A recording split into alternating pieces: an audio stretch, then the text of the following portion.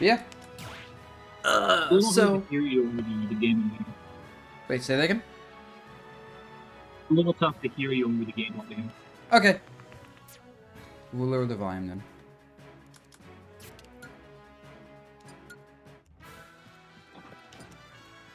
I just want some like background music from the game mostly, so it's not just like silence outside my voice. How about this? This better? Much better, thank you. All right, awesome. All right. So pretty much today, just gonna spend an hour talking about how to play disadvantage state better, right? Simple enough. No, I want something better. Should we like have training mode open and be doing the same stuff? If you want, you don't have to. It might help though. Okay. But I'm just gonna be like showing off a lot of examples and general concepts. Where's good characters? Mario.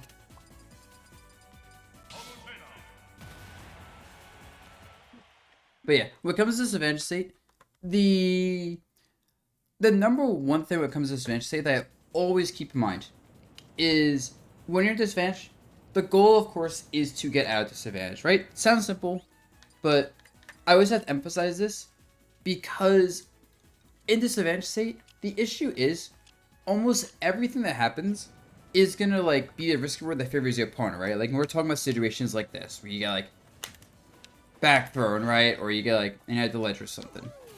Or you get like up thrown and you're getting juggled. Right? I actually get turned C-pin level 9, easier showcase things. But so when you keep that in mind, what that means is you don't really want to take risks because the payoff just isn't worth it. There are times you want to, mix it up, of course, can't be predictable.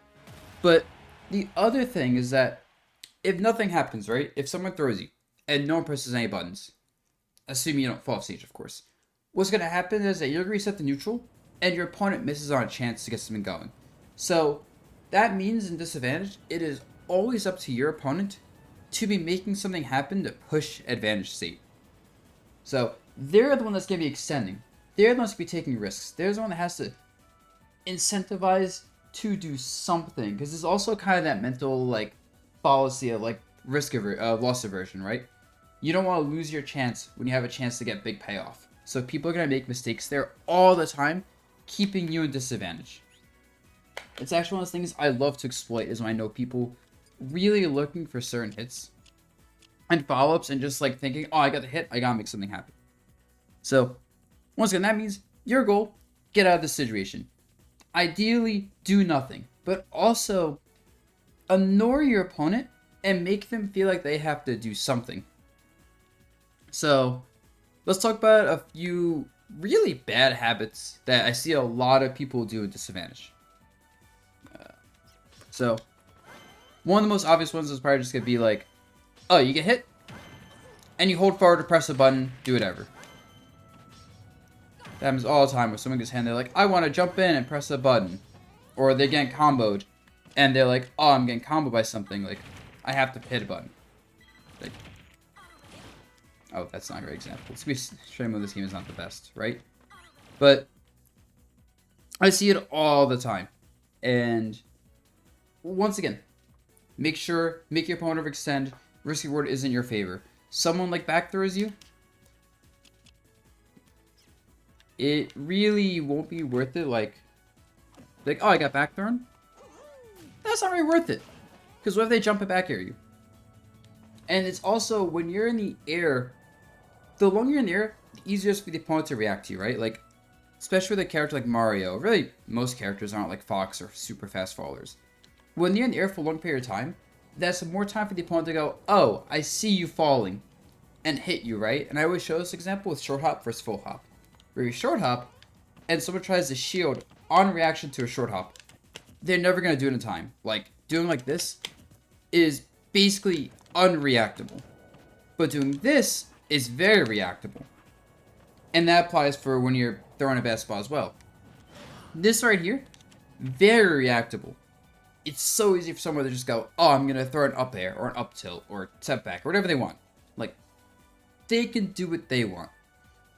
And, since you're in a bad spot, your options are limited, right? Because when you don't have the option to shield, you don't have the best defensive tool in the game. And most characters in this game are built in ways where they're much better at juggling than they are landing, right? If you look at most characters, up airs versus their down airs. Most of them have an up air that's bigger, that lingers, that covers like a lot of space, has little lag. But most characters have down airs that have a lot of lag, don't have the best hitbox, and just have all these weaknesses that basically cause them to lose to up airs and up tilts and up smashes really easily. And a lot of characters, even with their forward airs, their back airs, a lot of moves have arcing hitboxes. Think like a Lucina forward air, right?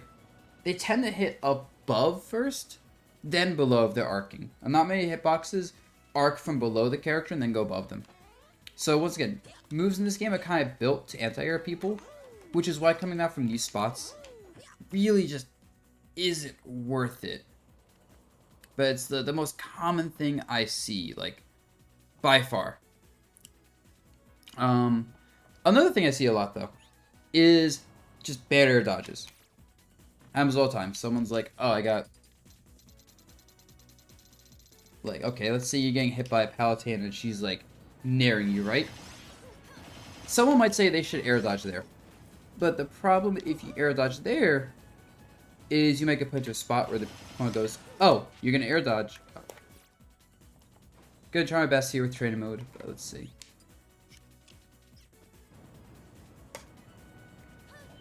So this happens a lot. Someone's like, oh, the Palatine is gonna chase me. Let me air dodge.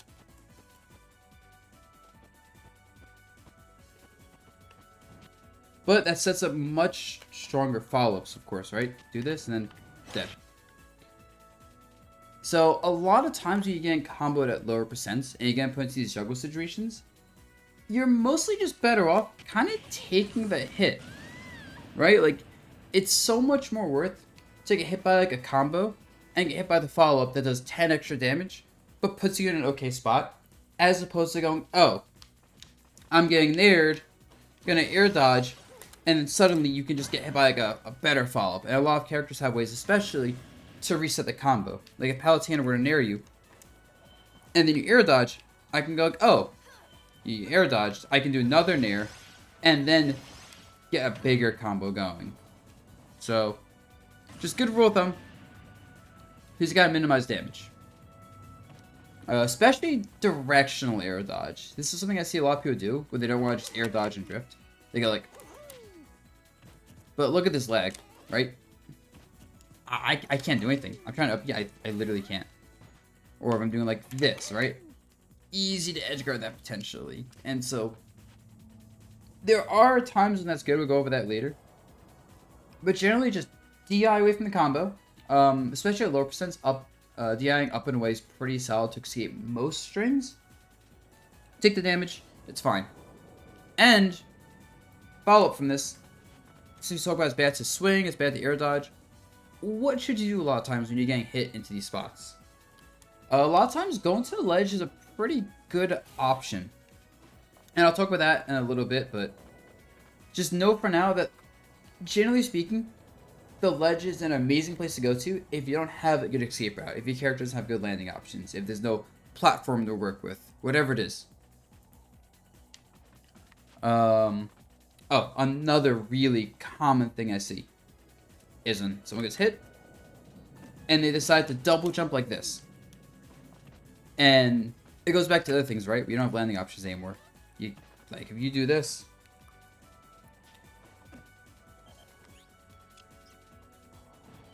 and instead of going to the ledge, you do like a double jump, you don't have mix-ups anymore. But the Palutena player just goes, reacts to you, which is easy.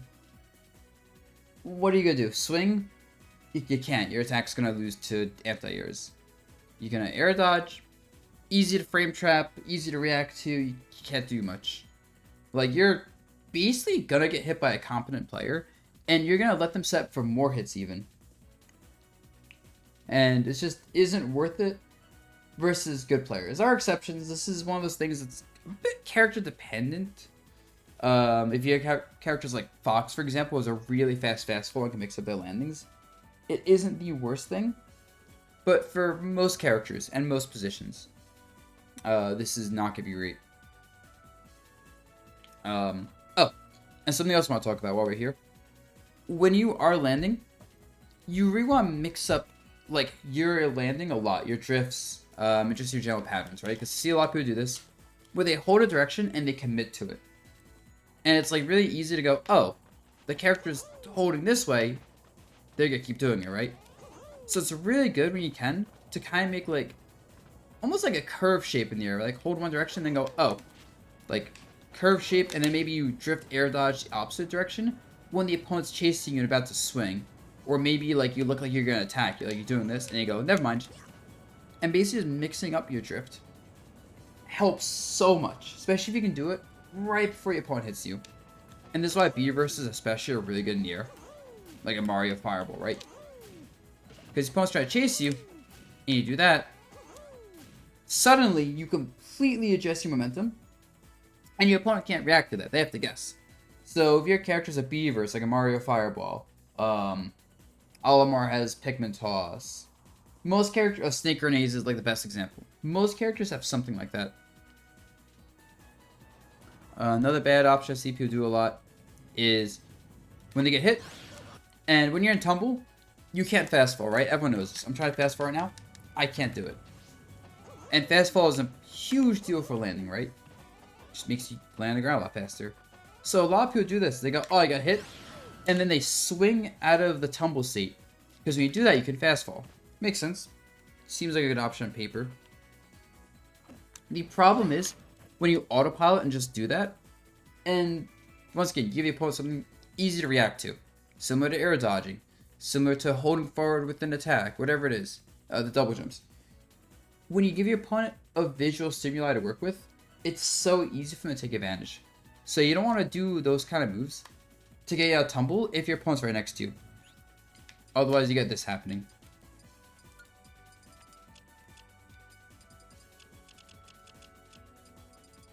Oh my god, I'm so bad right now. Where it's like, you have to run upwards, and you're like, oh, I'm in tumble, I gotta escape. Let me, like, up air and fast fall out of it. And I'm like, oh, you're literally in lag. The Mario player cannot air dodge. They're still in lag. I'm trying to air dodge right now. Guarantee punish. Alright? And the difference between this and, like, swing, aggressive, and landing is they might just want to do it to skip the tumble. It just still creates the same issue of, like, oh, easy target now. This is mostly relevant at lower percents, I'd say. Because if you get, like, thrown, and you're, let's say, at 100%, right? So I do like this. And I do the up air. I'm trying to do this.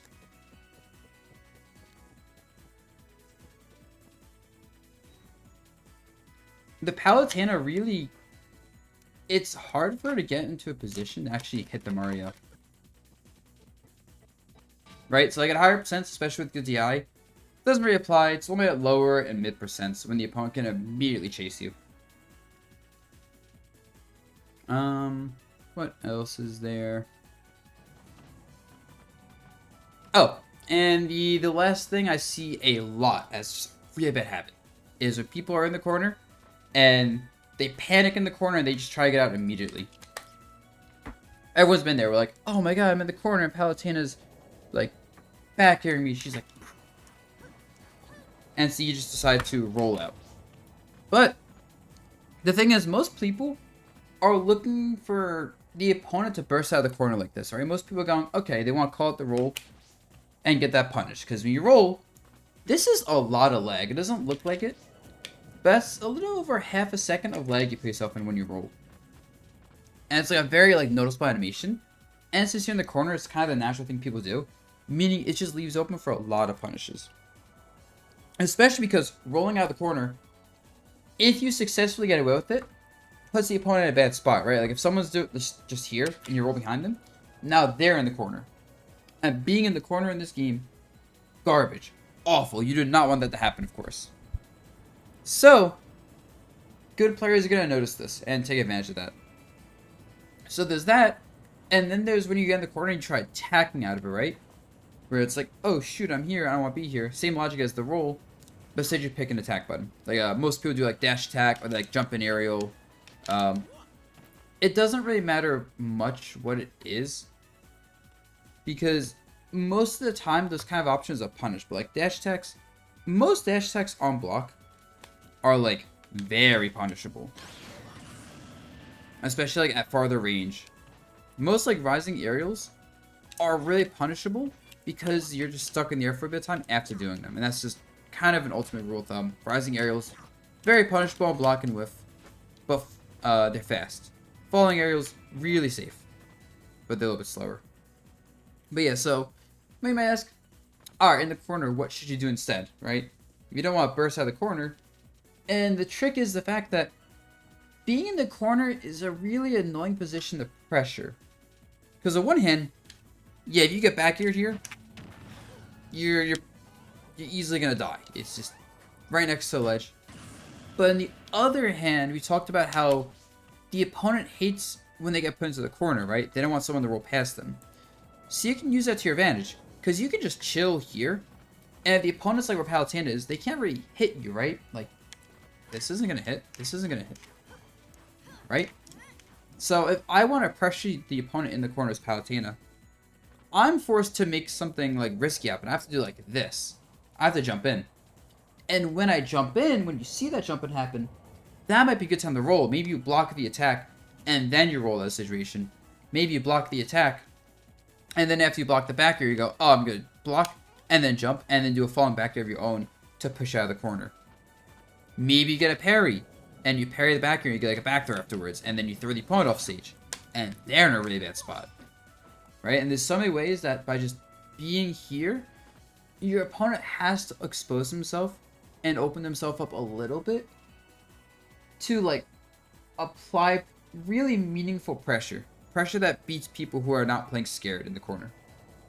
And you see that kind of leaves them open to just counterattacks and put them in bad spots. It's also, a lot of times in the corner, what I do in particular is, like I said, I kind of stay here, I shield, and I like walking forward actually. Like shield, whatever, walk forward. Walk forward. Suddenly, just by walking forward twice, blocking attacks, I'm not out of the corner. I'm still near the corner. But as I'm doing that, my opponent's probably backing off because they're trying to space it back here, right? Everyone's fought Palutena player who does this. They're like, oops. Where they see you in the corner and they go, oh, back here. Oh, you move forward? Back here. Back here. And suddenly, by just literally walking forward during that, or short hopping forward and shielding, whatever it is, you get to this spot where you're playing neutral again. Where you have the ability to back off if you need, and just all the options you want in neutral in the first place. Yeah, so those are some common habits, things you can work on when you're at disadvantage. Alright. Now, when it comes to being thrown in the air, because I mentioned before, you shouldn't use your double jump to, like, go above the opponent generally. And this is actually where I should pick, like, Battlefield. Give me 1 second of this. Yeah, anyone have any questions on anything we had talked about so far? Nothing yet for me. Alright. That was a little different.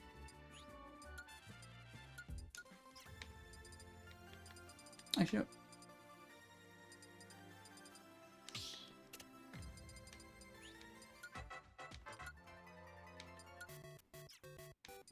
Fuck, going back to this stage. I can't find another good music to vibe to.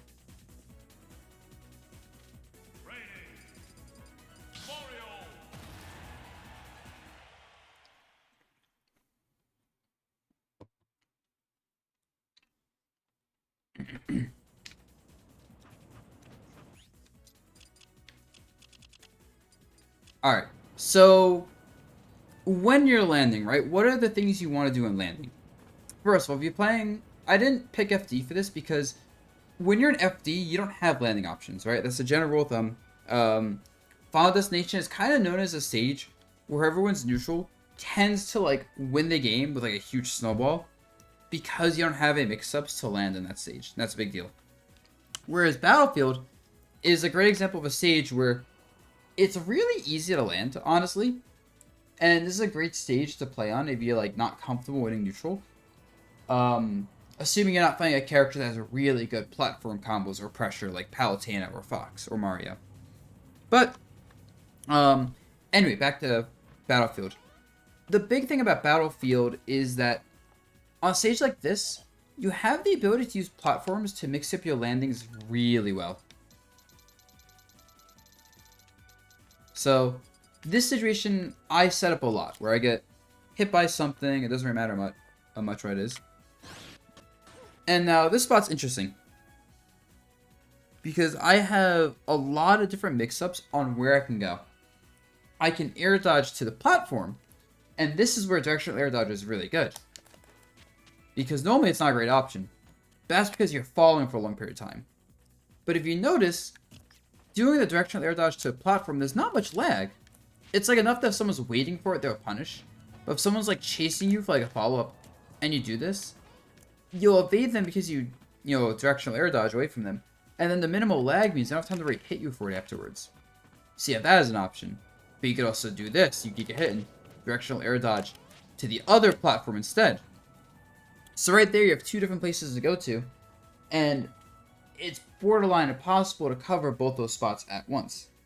And that's kind of the biggest thing about using directional air dodge properly, is that you want to use it in spots where you have multiple places to air dodge to. Pokemon Stadium 2, has this kind of similar layout, but without the middle platform, right? What happens a lot is on PS2, you can do something like directional air dodge to the platform, or you can like fast fall, like aerial away, or directional air dodge maybe towards center stage. But basically, or like this, it might look like in my PS2, like here, or it might be like here in some spots. And that probably looks weird, but I get away with it a lot, where I get hit and I literally just directional air dodge down and away near a platform. So, using platforms for landing mix-ups is huge for that reason. And you can always, of course, not do that. You can always just drift normally. You can always do fast fall aerial. You can just do regular air dodge. But you need that potential mix-up that is unreactable and, like, evades a lot of general follow-ups. What else? Also, stage like this is nice because you can use these platforms for just general landing without air dodge, right? I get hit by the Palutena up smash, your heroes I showcased, or like an up tilt, whatever it is. And from here, like, let's go back to this again. So, it's like here, I have quite a few options with my double jump as well. Because I can double jump pretty much everywhere. And honestly, this would be a great place to double jump because I have great double jump places. In fact, a lot of times using double jump out of getting hit, as long as you have a place you're going to, is pretty good. Just make sure you're not at a position where the opponent can catch your double jump as you start up. But like here, I could double jump and I could go to the platforms. So I could be like, oh, I'm going to double jump, go center platform. But I could double jump and I can go between center platform or this side platform. Or I can even double jump and go all the way to the ledge. I could double jump and even go between the platforms like that. So just having the platform as a landing mix-up helps with double jumps as well, because I can always double jump. Instead of going to the right side, I can go to the left side and do the same exact thing. So something like PS2, if you don't have this middle platform, the same logic still applies. Where you might be like, alright, what if I jump to the left platform or the right platform? Actually, I'm going to pick a small battlefield for this. I just realized it's probably better.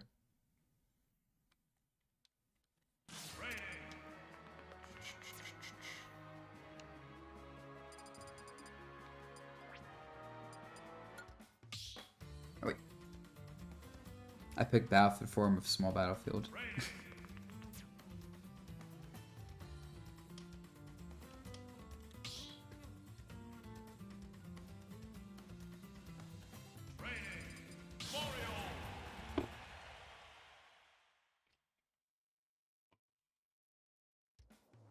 Yeah, so on something like this stage, yeah, Yeah, I'm do this every time.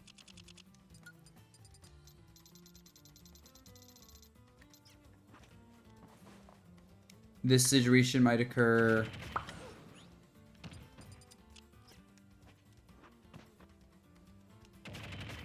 And between these two platforms, my opponent can wait for me to go to a platform. But like, even if they do that, like even if I'm gonna go to like the right platform and my opponent knows this, like here, I don't have to commit to that. I can go to the right platform. I could drift all the way past and go to the ledge. I could actually fast forward center stage. I could still drift to the left platform. And then I can add B reverse mix-ups, right? Like here, I'll suddenly go to the platform and then suddenly I do something like that, right? Like the cape. And it's like, oh dang, what am I doing there? Or I just be like, oh, I'm drifting here? Nope. Don't drift in the platform, use the B reverse. And does this make sense to you guys? You see how like using the platform is kind of like an anchor gives you access to other landing mix-ups? Like how you need that, but how like it's just such a strong position to go to.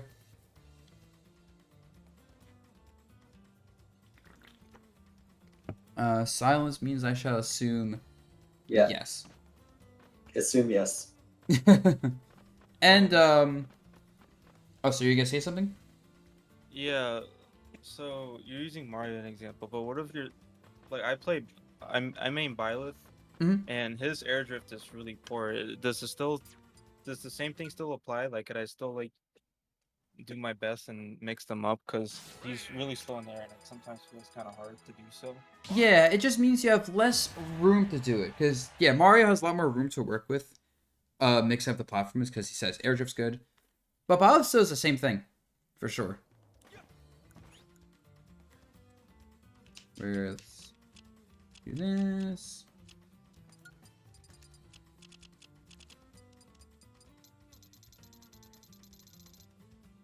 It's like 40 for Byleth.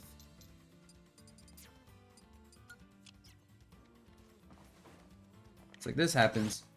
Like, I still have this access, right? I can still fast full air dodge. Oh, fast full in air. I can still double jump. With Byleth, I probably wouldn't want to double jump to the far platform because it's too far for him right now. But I still have this mid platform. I still have the mid stage. I can also go behind the platform. And this is actually a really strong position for a character like Byleth in particular is to utilize this platform as a mix-up of am I going here? Or am I going to go here behind the platform and pressure, right? Because even without landing on it, the platform also limits the opponent's ability to like chase as well, because they might get stuck like landing on there, or they might be trying to catch you landing on there in the first place. So going behind that and covering the space the opponent might run into while trying to cover that's a big deal. But yeah, since you're Byleth, you don't get access to like, oh, I'm here, I'm gonna go like there. But if you can hit center stage, for example, you can still do something like this. Oops.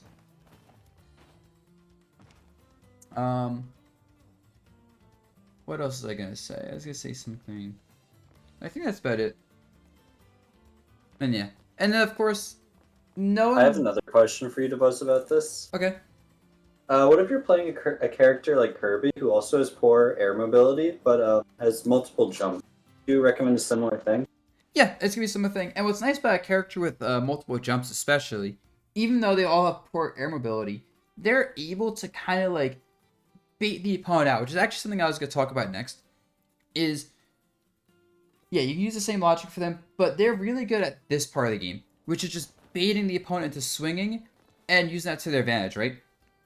Where let's say I'm playing a Palutena and I know she wants to up air me, right? Who doesn't? It's Palutena. So she's gonna do this. And one thing I like doing a lot is I like picking my option very slightly after my opponent does. Like I see the Palutena jump, whatever, but once I see a double jump come out, then I'm gonna jump away. Because the moment the opponent commits to the double jump for a juggle, they are not gonna be able to chase you anymore. Like no matter what Palutena does, she could not land fast enough and still pressure me with anything. Like she can pressure me, but she can't hit me unless I do something like, you know, this laggy forward air. Even then as Byleth, committing to a super laggy forward air versus Palutena, one of the best juggling characters in the game, she is not able to chase me anymore. So baiting out the opponent's double jump, really important. Even just baiting out an attack, even if I'm bait at the double jump, right? If Palutena hits me, oops, and she does like this, like I might like purposely like look like I'm about to get hit, and when I see this jump startup, then I'm gonna get away, right? Because she does that, she's in too much lag. Even if she fast falls, she's not gonna chase me and hit me anymore. Because, and I guess this goes into how to explain this, and this goes back to the whole double jump and air dodge stuff. Because you don't want to do all that stuff early, right? You want to do those options as late as you can and as kind of close to the opponent's range while being outside of it as you can. Because all you gotta do is make them with one attack. And a lot of times you can get out of these situations scot-free. And so our really good players do a lot of this. Where they do a lot of like jump, fast fall, and they bait those things out and punish. But even then, like, it's one of these like weird like stalemate situations where like a good player does like full hop fast fall, another player jumps away, and they can chase you, but then you can always just go to the ledge instead. Like you can be like, oh, my double jump get baited out by Palutena short hopping a lot. Sorry to show this. Like, oh, in that case, just jump away, go to ledge. And then of course, if you have a character with big hitboxes like Byleth has Fair and Bear, you can always use those to your advantage as well by countering the opponent, right? Like, oh, they chased me, overextended, now I'm going to fast fall aerial. And the thing about retreating aerials in disadvantage, they're really hard to punish. Like, if you're just, like, jumping away and fast falling and doing, like, a fast fall fair, that's actually weird for a lot of characters to contest. They kind of have to let you have that for free unless they get parry. Any other questions on this, or can I move to the next stuff? Alright. So now... I do have a question, sorry. Okay, go ahead. No, don't say sorry, please. Ask questions. Okay. Cool. So I kind of wanted to ask, regarding like getting in and getting out on the on the opponent's bubble, how often is it good to like mix it up? How often is it good like to use the same move? Because I was watching some bits from SmashCon, and I kind of noted that Elegant got away in like trying like Luigi Cyclone 6 times in a row. So kind of got me thinking, maybe I don't know what are your thoughts on that? Like, Who's how that often verse? is it worth mixing it up, or how often is it good to use the same option? Sorry, I didn't hear you. Yeah. Do you know who that Elegant was fighting when he did that? I just want to like get it. It was Tilde. He was fighting Tilde. All right. Yeah. Obviously. So that's definitely a Luigi's. Okay. How do you phrase this? So there are times that mix it being aggressive, because generally you want to kind of play the more safe game at disadvantage. But yeah, if you get too predictable with playing it too safe and disadvantage, you're gonna lose, right? Because you mentioned like, what if someone baits out the double jump? What if they bait out your drift to the ledge and punish? What if they know you're not gonna swing? So I would say that mixing in aggressive options like a Luigi Nado, an Olimar down air, a Byleth like fast fall neutral air towards your opponent is pretty good, especially when the opponent clearly is like, at least when you feel like they're gonna start reading your more defensive habits. Luigi's a bit of a special case because his tornado is frame 1 invincible in the air, if I remember correctly, meaning it challenges a lot of combos and strings that normally are just true. And Luigi's weakness, Luigi kind of forces 50-50s like that. He's particularly good at it. But yeah, most characters can do that. Like, you know, Palutena when getting hit, she can fast fall air towards her opponent. Byleth can even, like, space like a down air towards the opponent aggressively because it beats a lot of up airs. He's an exception in that case, though, not the rule. And I will say that even at top level play, you'll see a lot of people do those kind of aggressive options. It's just they're doing it in spots when the opponent expects a defensive option, or in spots where the risk reward just is worth it, right? Like maybe I'm fighting a character and they don't have much of a combo game on me. Like maybe I'm like 60% versus Palutena. She can't hit me with up air combos anymore, and I am Olimar. I might choose a swing with downer a bit more than you would expect. Because if I get hit, I'm taking like, 10, 15 damage, which isn't great. But it might be worth it to do that in an attempt to get a downer aggressively out of the spot. But once again, it's a mix-up. It's one of those things I might do once, and then say the next 4 times, I'm not going to do it. And then I do it again the 5th time. And also, when you do it, you kind of tell if your opponent's good at it or not. Because if you notice your opponent's not good at dealing with that situation especially, you can do it more. I do this a lot versus people like in pools, where it's like, oh, I know they're bad at spacing the up air. I know they're bad at the juggle. And I'll purposely landed them kind of aggressively because they keep messing it up. But then if I have good players, I normally just respect them until I condition them to, like, not expect the aggressive option from me. Alright. Next thing we're going to talk about. Ledge hold. I can kind of go off of that. Oh. So will you do the same option until you notice your opponent will react to it? Or will you purposely try to mix it up so they don't pick up on it? That honestly depends a bit on how much I respect my opponent. If I know my opponent's not that great, I'll do the same option multiple times in a row. But, what I like looking for in those spots, especially, I like looking for little signs of my opponent's mixing it up. Because I don't have to get hit by someone calling out my downer to recognize that, oh, my opponent is a little bit to my side when juggling me as opposed to right below me. Right? Like, just seeing the positional difference in my opponent can tell me, oh, they've adjusted. But if I see my opponent go below me like 2 times in a row, I'll keep doing it. Right? Because they haven't shown me any reason that they're going to mix it up. And that's also versus most people. When I'm fighting really good players, right, like top level players, I tend to assume they're going to be good at punishing this stuff and covering it. So I mix it up preemptively versus better players. So that's kind of how I view it. Is versus worse players, I don't mix it up until I see a reason to mix it up. Versus better players, I mix it up because I can assume correctly that they're going to punish me if I don't. But then you get into a little bit like a player versus player thing, and there's a lot of nuance to mind games and coin flips in Ultimate.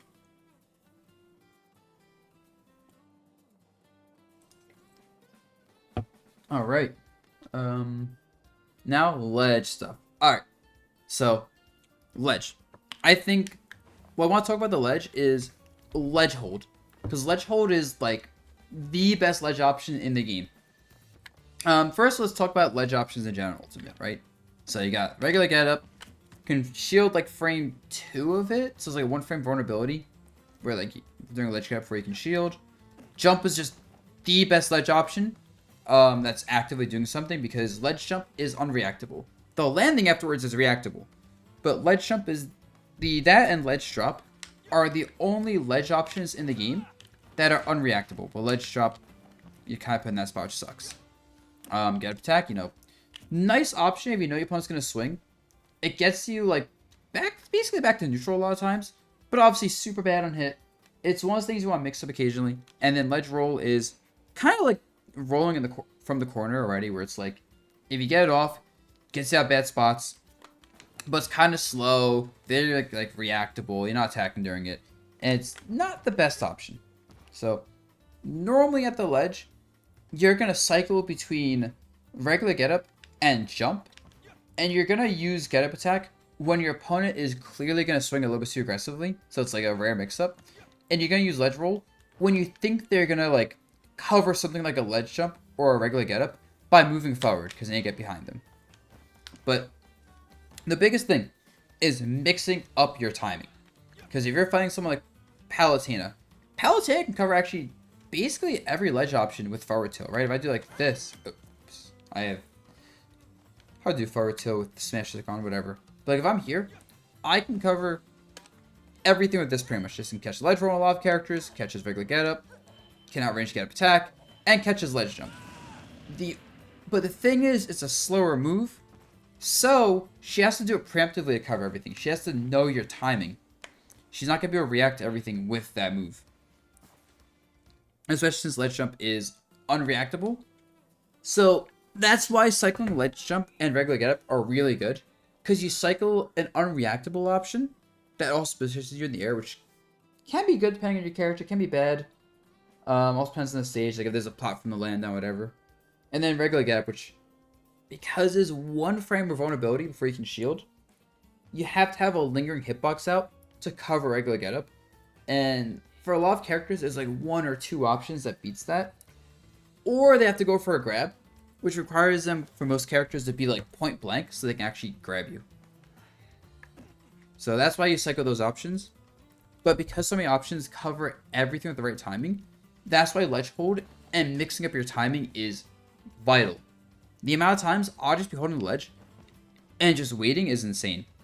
Because like, oh, my opponent can only hit me with down tilt here, nothing else. Right? And it's like, but that loses to roll, loses to get attack. Heck, it doesn't even cover jump that well.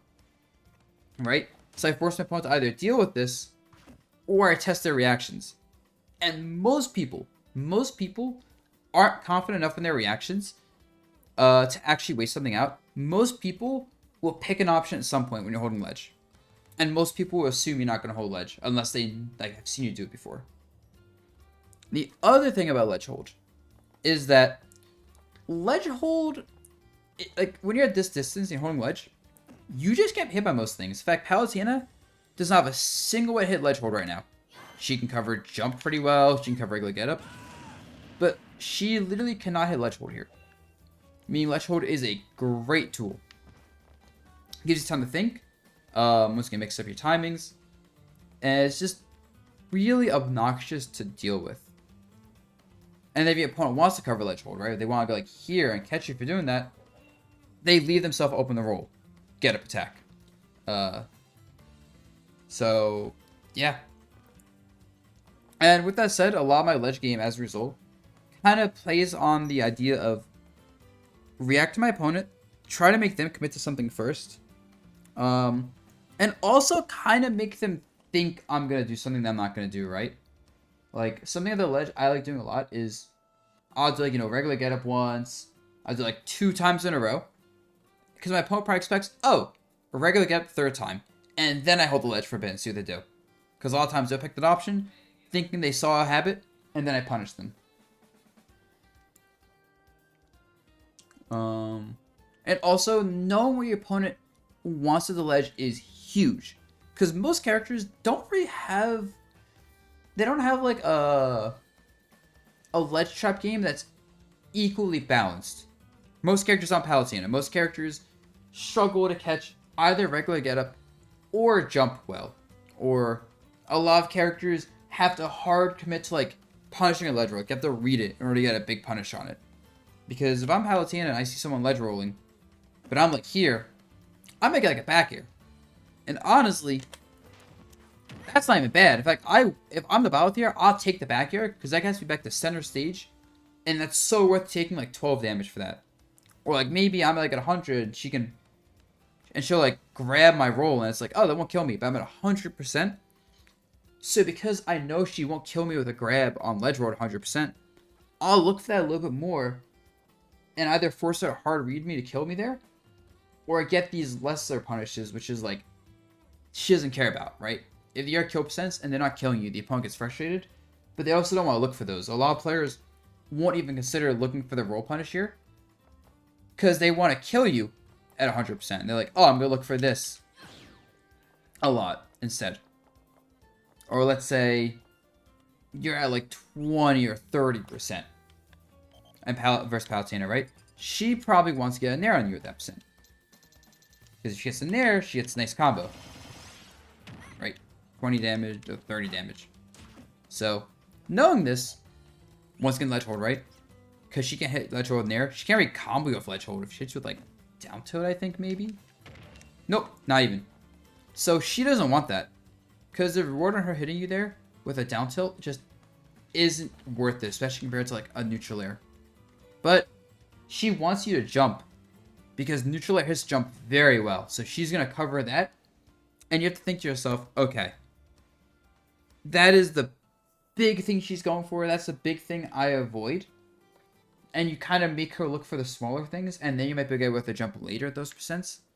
Because you've already shown her, you're aware that she wants to nair you. And you're going to play around that specifically. Because like hitting regular get up with nair, you can do it, but it's hard. I'm not going to do this by myself. You have to trust me here. And the final thing I like doing a lot when my kill percents,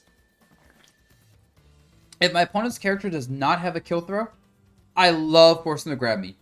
Similar to the thing about, hey, Palutena can't kill me with back throw here at 100%. If my opponent can't kill me with grab, but then kill me with, like, back airs, dash attacks, whatever, I'll do a lot of regular getup and shield and make them just have to grab me. Because grabs are a commitment in this game. You spot dodge a grab, that's a punish. You roll around it, they're losing positioning. You press a button, you'll beat the grab and hit them. For a lot of characters, like, a lot of people tend to overuse grab, and the risk reward on it isn't worth it. Especially when the reward is like 10%, but you're at like 130. So I will use that over and over and over and annoy my opponent. Because most people don't have the patience to just get the grab 3 times in a row. And if they do, you've conditioned them and can use that to your advantage. Alright, I think that's all I have on ledge stuff. Any questions there? Alright, moving on. Oh, another bad habit I see a lot from people, actually, since we were talking about recovery for a little bit. Let me not pick Byleth, because Byleth's recovery is, pretty free.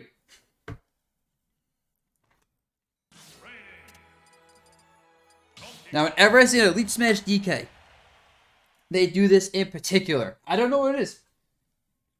But whenever I see an Elite Smash DK, and they are thrown off stage, they will, without fail, double jump on stage and swing. Which I mentioned before, bad habit.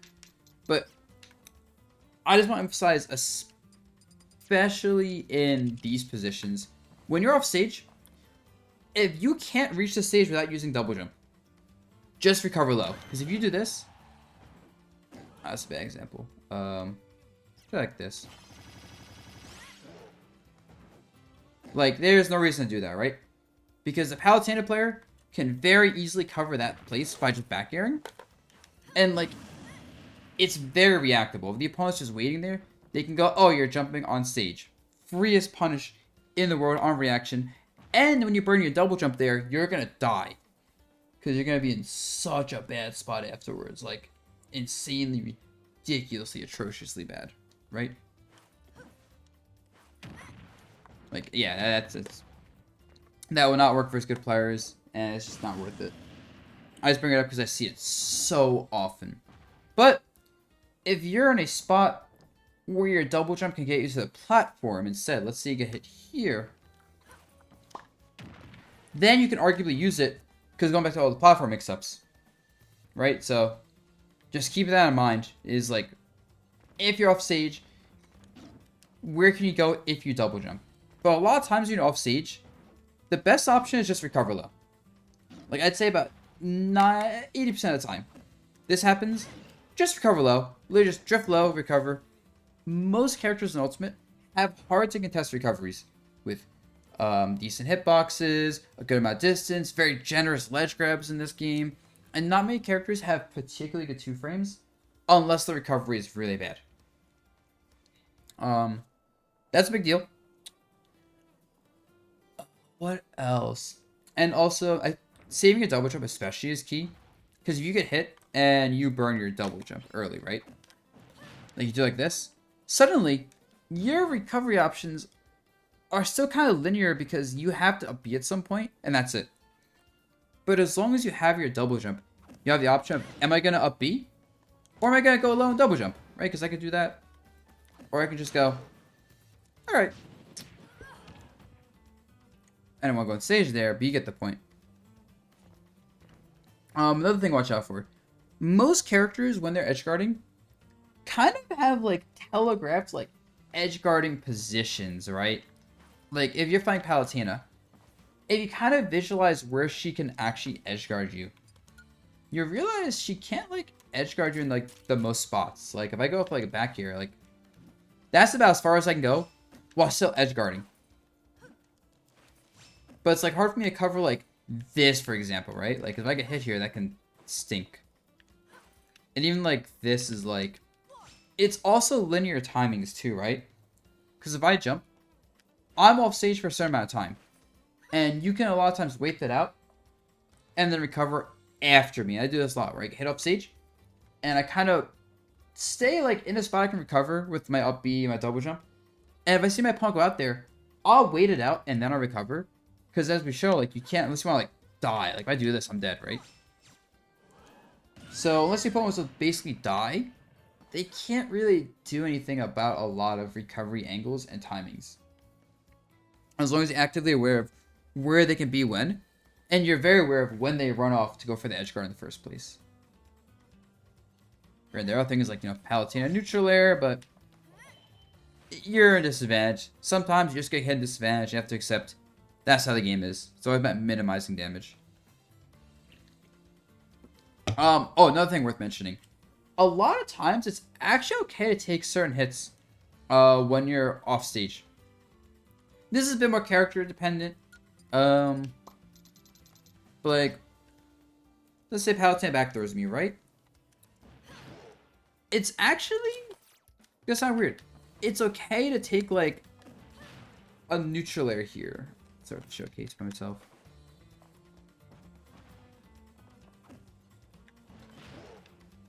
Alright, I'm not gonna be able to showcase this, I'm sorry. But a lot of times it's okay to take things like a neutral B off stage and save my double jump, but just take the neutral B. Because if I air dodge that, I might like give her a chance to like frame trap me. Like neutral B, oh, I air dodged it, she back airs me or something. Or maybe I double jump over the neutral B, but now I burned my double jump, and if she back airs me, I have no more options. Or like maybe I just up B the ledge, and if she like nairs me, it's fine. Because I kept my double jump, and I can still use those for mix-ups. Like sometimes you gotta get hit, and sometimes the opponent is doing an attack, because if the attack hits, it's not a big deal.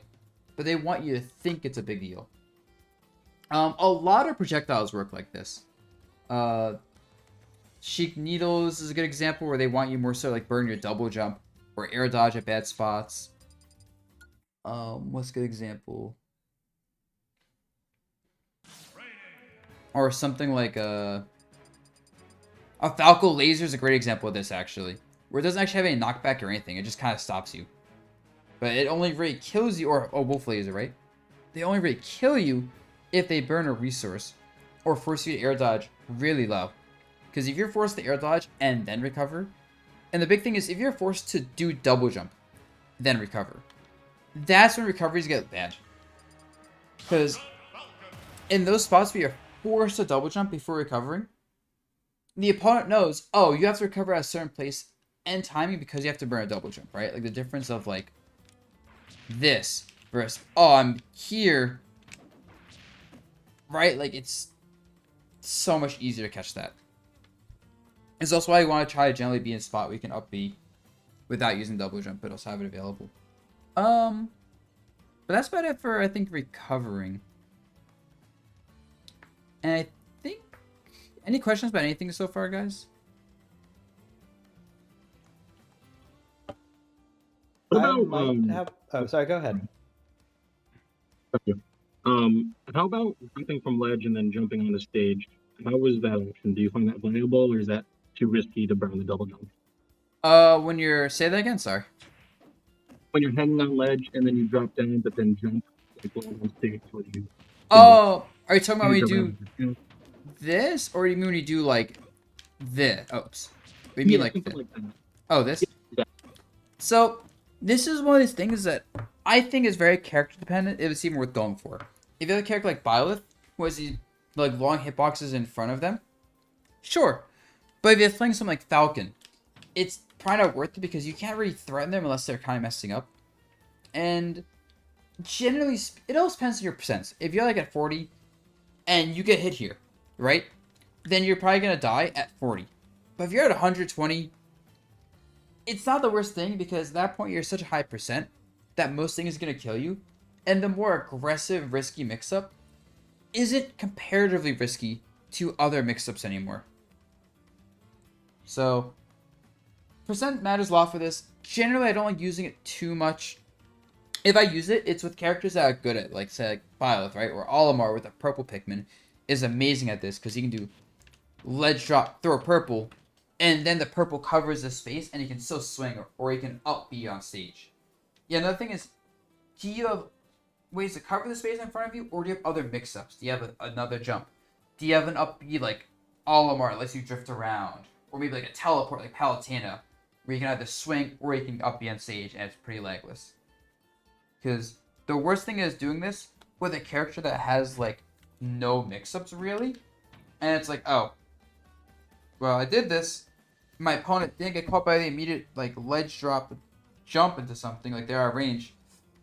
Well, rip, GG.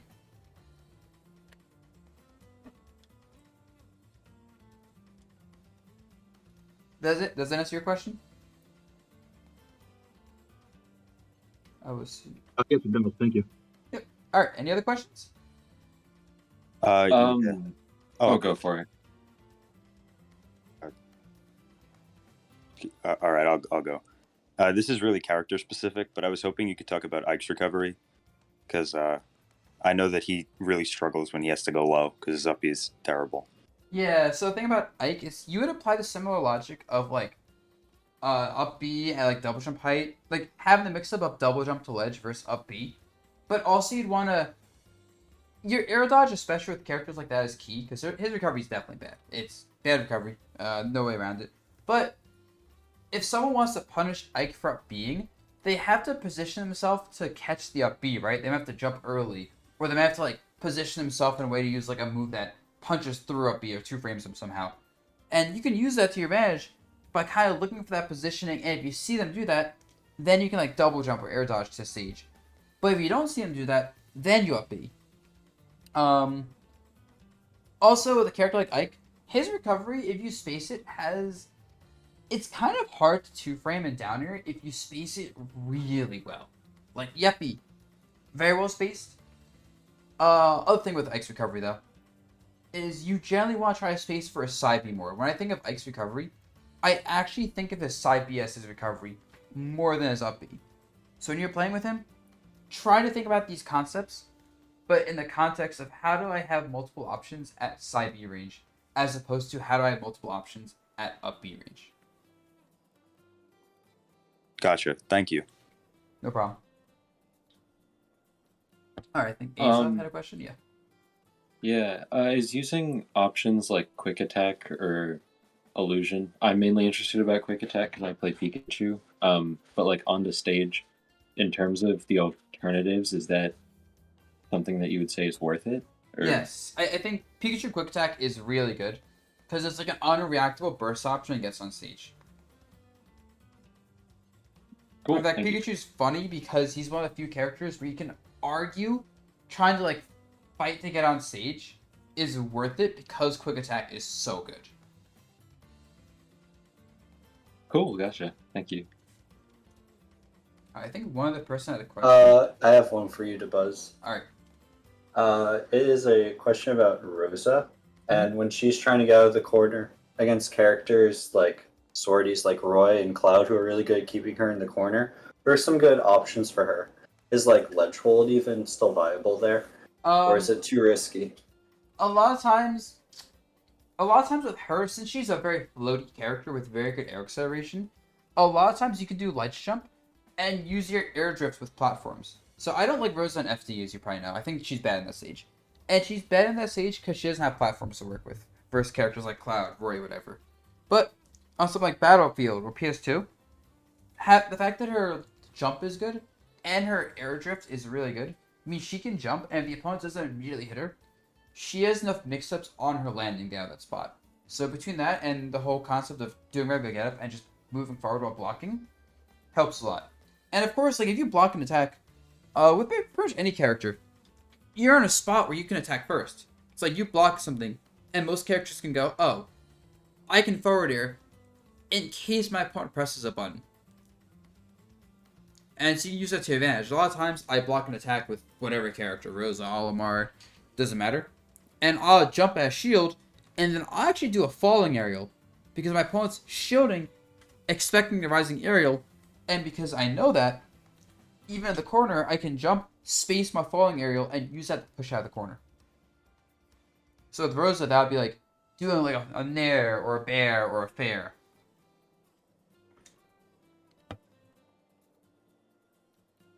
Make sense? Yeah, thank you. All right. Any other questions on this? All right, I guess not. So, I guess actually the last thing we'll talk about, and this is gonna be a quick one, is just kind of the idea of baiting out certain punishes. And we did touch upon this before with the ledge about like, hey, at kill percents, I might want to take grabs from a lot of characters, right? But I like to apply this even further, in that when I play, a lot of times I do things if I'm approaching kill percents that won't get me killed if that specific thing gets punished. So a good example of this is, let's say I am fighting a projectile-based character, right? Let's say I'm fighting a Link. So I know if the Link hits me with like any sort of move at 100%, up smash, fair, whatever, I'm gonna die. But I know his projectiles won't kill me. So what I'll start doing is I might actually start camping him and trading with his projectiles more, because my stock is almost gone, and I want to get as much damage as I can. So I'll maybe trade like taking 5 or 10 damage, like to hit him with my projectile over and over, because he's at like lower mid percents. Knowing I'm not gonna die to this, and he has to make something happen to kill me. Or I might know a character, has like they have an aerial that comes out really fast, but doesn't kill. But they have a falling aerial that kills, but it's a little bit slower. So I might do options like hit someone's shield with something like a falling aerial, and then mash like a jab. Because if they do the quick aerial out of shield, it won't kill me. But if they do something like a falling aerial, actually Wolf's a good example of this, right? Like his Nair, his fair, they don't kill people, except for Nair at very high percents near the corner. But back air kills people. So when I play against Wolf, I'll do things that hit his shield that are unsafe versus fair or Nair or grab, but are safe versus up smash. I'll do follow-ups that lose to those aerials, but will specifically beat him going for back air. Because I know, once again, they want to kill me. My goal is to optimize risk reward, and I know they're not going to want to go for hits that don't kill me in those situations often. And the inverse is also a big deal as well, where a lot of times taking certain hits to not get comboed is a big deal. Because I know with Wolf, he wants falling fair. He wants falling there to get big combos. He doesn't want these rising aerials. So doing things and pressing buttons in ways that force him to go for these rising aerials to punish me, or force him to grab me since he can't get combos off of me, is a huge deal in optimizing damage taken. And even just think about positioning, right? Forcing the opponent to hit you with certain moves matters a lot, even for positioning. Because let's say you're playing a character with a very good recovery, but very poor landing options. A good example of this might be Pikachu's actually a pretty good example of this, because Pikachu's kind of slow in the air, lacks great landing aerials, but his recovery is insane. So, as Pikachu, for example, it's definitely worth it to force the opponent to hit you in neutral with a punish, combo even into moves that put you off stage, as opposed to letting them hit you with something like an up tilt up air that puts you right above them for more juggles, or lets them up throw you into a juggle, right? So recognizing where your opponent and your characters are strong and weak, and playing to avoid certain moves while being okay with other moves hitting you is a huge deal, just because you could put yourself in spots that aren't even that bad.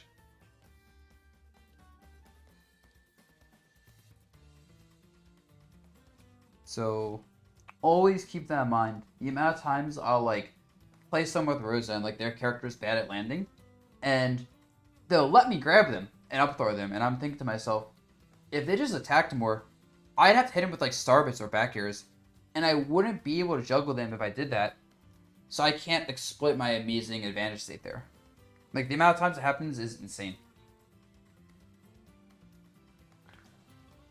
But yeah, that's all I have. Any questions about anything, or just any general questions you guys were curious about and answer at all? This is the time. I have one. It's kind of out of the realm of what we were talking about. But let's say you're paying an opponent and you kind of have a bad matchup, or you're trying to make that decision of what to do for the next match, of switching to a secondary. What's kind of like the big determining factor of whether or not you stay with who you were playing, or if you're gonna make that character swap? There's a lot, but generally the biggest determining factor, what is going to matter the most, is if I stay my character, am I going to make the adjustments I need to win? Right? This happens all the time when I be playing someone in bracket, and when I'm down 0-2, and I'll reverse throw them by staying my character because I'll recognize, oh, this is a habit or weakness they have, and I can exploit. But if I don't know anything like that, like if I play someone, I'm down 0-2, and I'm like, I don't know what to exploit, I don't know what to do better, then I'll switch characters. It's always a matter of, is there a game plan going in? And if there's no game plan, there's no way to know how to adjust. Assuming it's not a game where you just got cheesed at 50 and would have won otherwise, right? Or it's like a bad counter pick stage or something. Like, assuming that's not the case, normally the switch is worth it.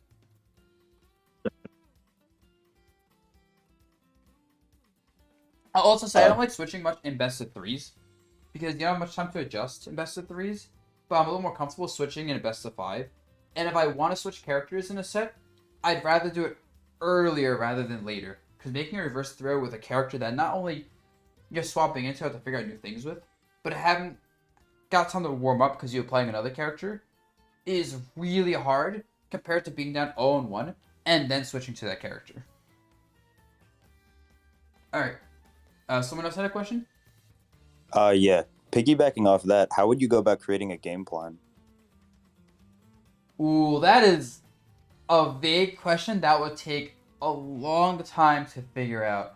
The only thing to fair say, enough. yeah, about making a game plan is that think about what your character likes and what your opposing character likes, right? Like, think about what the goals of each character in the matchup is, and kind of work from there. How does Falcon accomplish his goal? How does Palutena accomplish her goal? How are those going to interact? What moves do I have to avoid? How do I avoid those moves? What can she do to punish me avoiding those moves? So you kind of work backwards in that regard, in my opinion, to figure out game plans. Okay, thank you. Mm-hmm. Go ahead. All right. Very broadly, since it's a pretty deep topic, what about Steve in general? You think he should be banned? Like, what do you think about him? I think we're seeing shades of Smash Bros. Bayo, but with the ease of playing Cloud. That's all I'm gonna say right now. It's bad things happen because of those characters in the last game, and it could be happening again. I would not be against solving a problem before it's too late. Understood. All right, you had a question as well? Yeah, is there any particular way that you would go about getting off of the ledge against projectile-heavy characters instead of,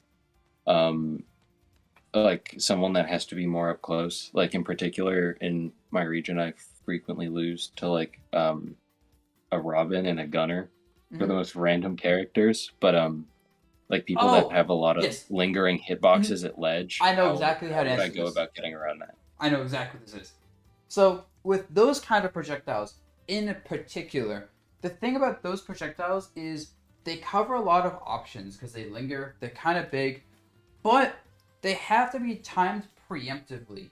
Because if the opponent, and I'll even show you real quick, as best as I can, but if the opponent uses the projectile too early, like let's say Belmont Fire is another good example, right? Yeah. What's going to happen is you can actually hold ledge for the entirety of the fire, still have invincibility, and then pick a ledge option, right? So, they can't do that too early, but if they do it too late, if they do the Arc Fire or the Holy Water, but they start it up when you're already holding ledge, you can easily ledge jump, or even do regular get up, and get out of the situation, because of doing it too late. They have to time their setup to basically hit the ledge just as you grab it to do it. Because look at the startup, right? If I try reacting to your ledge option, right, that's too slow. And look how long it lingers. It lingers a bit of time, but it's not going to hit you if you're holding ledge like with fresh invincibility. Right? So they want to time it like really like as you grab ledge generally. And if they get that, the best thing you could do a lot of times is try to like SDI the multi hits down away. But otherwise, they kind of just got it. Like if they catch your timing, that's it. Characters that have floatier or timing mix-ups are generally better in these matchups. But let's say you're playing like Falcon, it's really rough for him because he doesn't have mix-ups on his timing recovery. All right. Oh, okay, so mixing up recovery timing would help a lot in making it harder for them to hit those options. Yes, that is the main way. All right, you had a question, Moonflower? Yeah. So, say you're playing a disjoint character like Lucina, Corrin, Violet, whatever, Mhm. and you're in a corner, and say you're fighting like a Mario. Would it be okay to be more aggressive on your options since you have a disjoint and he doesn't? Yeah. Keep in mind you don't want to get close to them, but you can play more aggressive. What you could actually do in those spots is if you have a disjoint and they don't, you can kind of like fight like here and even like do like this, kind of like jump off stage and back on stage, because they're not gonna be able to chase you off stage if you have a sword and they don't. So that situation is really awkward for them, or even be like throwing out like a down tilt or a forward tilt. It's really awkward because they have to kind of call out the timing to punish you. So yeah, I think you'd be right. Just watch out for doing things like this, because even with the disjoint, if you hold forward with a button and the Mario player blocks it or sets up a fireball or something, they can still hit you. If anything, leaning heavily on the defensive play in the corner is even better though, because they don't have the option to threaten you with like a back air that well, because you can always just hit them. Granted, risk reward, right? You're in the corner, they're not. If you're both at 100% and Mario back airs you and you forward your Mario, and those trade, that's much worse for you than him probably. Okay, makes perfect sense. All right. Anyone else? Going once. Yeah. Is now a good time for the booze? Yes. Now, my man, booze it up. All right. I think everyone's got the questions. Hope this is helpful for y'all. Like, this is my first time doing one of these. If you have criticism, honestly, you can let me know. Since I kind of was just like, not sure how I wanted to do this, how this would go. But yeah, hope this was worth your time and everything. Will you be doing more? I think so. I think it's been pretty well. So I'm probably gonna do more in the future. Okay. I'll post in the Discord if I do more. Alright. Sounds good. And I'm also gonna post in the Discord with like the lesson VOD for you guys to check out. Just don't share it around if possible, please. That's all I ask. Sounds good. All right. In that case, everyone, have a great night, and I'm gonna catch y'all later. Thank you very much, Dabuz. Thank you. Thank Have a good night. All right, no problem. See you soon. Yep, Good see night, you soon, everybody. broski. Yeah.